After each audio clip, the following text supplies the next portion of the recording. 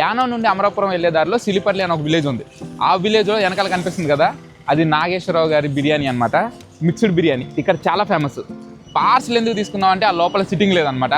ఇప్పుడు వెళ్ళి ఈ గోదావరిలో పొలం గట్టిన పైన ఎక్కడో అక్కడ ప్లేస్ సెట్ చేసి ఈ మిక్స్డ్ బిర్యానీ ట్రై చేద్దాం. తినడానికి ప్లేస్ సెట్ చేస్తుంటే ఇలాంటి బ్యూటిఫుల్ లొకేషన్స్ కనిపించినాయి. పచ్చటి పంట పొలాలు, అందులో వాళ్ళు పని చేయడం, చుట్టూ కొబ్బరి చెట్లు, వాటి మధ్యలో ఒక చిన్న విలేజ్. ఈ లొకేషన్స్ చూస్తుంటే నిజంగా ఇంత బ్యూటీ మన ఆంధ్రాలో ఉందా అనిపించింది. ఆ విలేజ్లో ఒక చిన్న చెరువు, దాని పక్కనే పొలంకి గట్టు.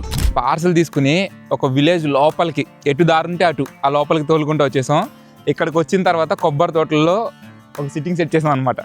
అక్కడికి వచ్చినారు మా వాళ్ళు. వెళ్ళి ఇంకా స్టార్ట్ చేద్దాం. ఈ పలావ్ మేకింగ్ చాలా డిఫరెంట్గా ఉంది. ఫస్ట్ ఒక ప్యాన్ తీసుకున్నాడు, సేమ్ ఫ్రైడ్ రైస్ ఎలా చేస్తాడో అలా గుడ్డు కొట్టాడు. దాంట్లో పలావ్ రైస్ సపరేట్గా తీసుకునేసి ఉప్పు కారాలు మసాలు చేతికి దొరికినవి అన్నీ ఇసిరాడు. ఒక స్పెషల్ గ్రేవీ అని చెప్పాడు, అది వేసాడు.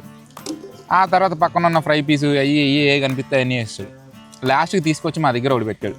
అది ఈ పలావ్, మిక్స్డ్ పలావ్. ఒక ఎగ్గు, 4 చేపలు, 4 పీతలు, ఇంత చికెను, చిన్న చిన్న రొయ్యలు, అంతే. ఉప్పు కారం అన్నం అంతే. గోదావరిలో మిక్స్డ్ బిర్యానీ దొరికింది అంటే అబ్బో ఏంటో అనుకున్నాం.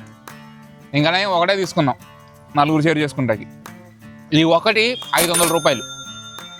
వర్త అంటే హైపు తప్పితే ఏమీ లేదు. బొక్క కెమెరా అనే ఉంది,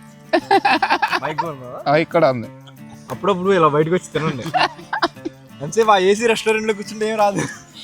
ఏదో అన్నావు అది ఎందాడా. కానీ ఇక్కడ వైబ్ బాగుంది, ప్రశాంతమైన గాలి వస్తుంది. పొలాల మధ్యలో కొబ్బరి చెట్ల కింద ఈ ఎక్స్పీరియన్స్ కోసం ట్రై చేయొచ్చు. వీడికి ఎంత నచ్చిందంటే ఇటు చూడండి, మొత్తం ఖాళీ చేస్తాడు. అంత బాగుంది ఏంట్రా పడేసా. ఈ ప్లేస్ ఎగ్జాక్ట్ లొకేషన్ కోసం లొకేషన్ అని కామెంట్ చేయండి, నేనే మీకు పంపిస్తాను.